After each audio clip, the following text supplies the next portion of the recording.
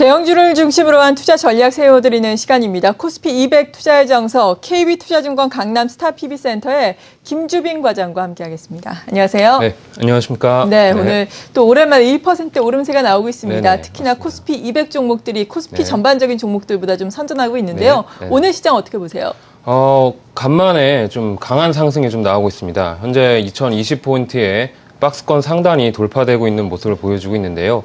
미국발 우려감이 조금 점차 사그러지는 분위기가 보이자 박스권 2020포인트에 돌파 모습이 보여주고 있는 가운데 전 섹터가 오늘은 좀 고루 상승하는 모습을 현재 보여주고 있습니다. 그중에서도 가장 좀 눈에 띈다라는 점은 금융, 그리고 은행, 증권 업종이 좀 눈에 띄고요. 또 더불어서 화학 업종이 강세를 보이고 있는 좋은 모습을 보여주고 있습니다.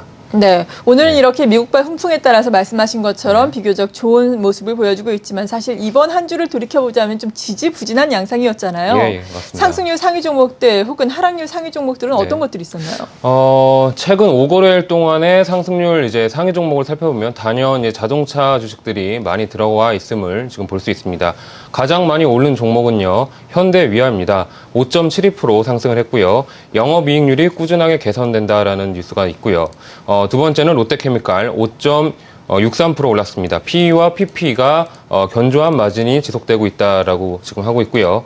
모터닉이 5.05%, 현대기아차 엔진의 핵심 부품은 수주하고 있는 회사죠. 그리고 한라비스트연공조가 4.84% 상승했습니다. 러시아에 부품 공장이 있는데 생산이 개시됐다는 뉴스가 있었고요. 현대차가 4.41%, 실적에 대한 기대감으로 외국인들이 지속적인 공격적인 매수세가 보여주면서 4.41% 상승하는 모습을 보여주었습니다. 네, 역시나 시장이 좀 지지부진한 양상이니까 상승률 상위 종목들의 상승률 자체도 그다지 크지는 않은데요. 반면에 하락률 상위 종목들은 어떤 모습이었나요? 예, 하락률 이제 5개를 살펴드리면요. 일단 가장 먼저 눈에 띄는 거는 대한전선입니다. 오너 일가의 경영권 포기 소식과 안타까운 소식과 함께 마이너스 24.27% 하락했고요. 에이블 CNC가 실적 부진과 함께 9.79%, 그리고 코리아 서킷가 역시 3분기 실적이 부진하다는 뉴스와 함께 7.62% 하락하는 모습을 보였고요. 웅진에너지가 차익 매물이 좀 출회되면서 7.61% 밀리는 모습을 보여주었고, S&T 모티브가 기간의 차익 실현 매물이 출회되면서 6.94% 하락하는 모습을 보여주었습니다. 네, 그렇군요. 한 주간에 이렇게 동향을 쭉 우리가 짚어봤는데, 그렇다면 관건은 또 다음 주에는 어떤 움직임을 보일까 이 여부잖아요. 예, 어떤 것으로 맞습니다. 예상하세요? 일단은 긍정적인 흐름을 예상을 합니다. 일단 어저께 이제 옵션 만기였었는데요. 어저께 옵션 만기 마감 모습을 잠깐 좀 살펴드리도록 하겠습니다. 지난달 만기 때는 외국인이 현물에서 지속적으로 매수를 보였음에도 불구하고 국내 증시가 지속적으로 2000선에서 공방을 보여주는 지루한 모습을 보여주었는데요. 외국인의 지난달 파생 포지션에서 지금 플러스 수익권이 나는 구조가 지수 상승을 좀 제한시키는 구조였습니다. 그러니까 지수 2000포인트 상방 쪽에서 약간 캡을 씌우는 모습이었기 때문에 그런 모습에 의해서 현물은 계속 사더라도 외국인의 파생 포지션이 하방 베팅이었기 때문에 지수가 상승되지 못하는 모습을 보여주었고요. 어제 옵션 만기가 끝났습니다. 이번에도 외국인이 플러스를 내는 구조로 끝났고 개인들은 마이너스를 내는 포지션에서 정리가 됐고, 기관들은 어느 정도 이제 손익분기점 근처에서 끝나게 됐습니다. 그리고 이제 중요한 거는 오늘부터 해서 다음번 옵션 만기 때까지의 파생 포지션인데요. 그동안의 종합주가 지수를 보면은 코스피 시장에서 주식시장은 계속 사고 있었고, 파생 포지션의 캡이 어저께 옵션 만기로 인해서 캡이 벗겨질 가능성이 높다라고 현재 보고 있고요. 현재 금일의 파생 포지션을 보더라도 외국인들이 선물 시장에서 강하게 5천억 이상의 매수를 보여주고 있는 모습이 매우 긍정적이다 보고 있습니다. 오늘은 또 연기금과 이제 외국인들이 끊임없이 계속 매수를 보여주고 있고요. 잠시 뉴스를 살펴드리면 17일 날 미 정부의 부채 한도 협상이 가장 중요하죠. 아직까지 깨끗하게 해결되지는 않았습니다만 결국은 그 데드라인 근처에 가서 협상이 타결될 것이다라고 보고 있습니다. 왜냐하면 그들 역시 정치인이기 때문에 어느 한쪽에서 무리하게 계속 고집을 피우다가 2011년 여름에 좀 안 좋은 일이 있었던 것처럼 다시 그런 일이 반복된다라고 했을 때 정치적으로 입지가 많이 흔들릴 가능성이 있습니다. 그래서 현재는 공화당과 민주당이 팽팽하게 힘겨루기를 하고 있습니다만 극적으로 데드라인 근처에 가서 타결되지는 않을까라고 보이고 이미 공화당에서 어제 뉴스를 보면은 어느 정도 숙이고 조금 들어가는 모습이 보이고 있기 때문에 시장에서는 큰 우려는 별로 없다라고 보시면 될 것 같습니다.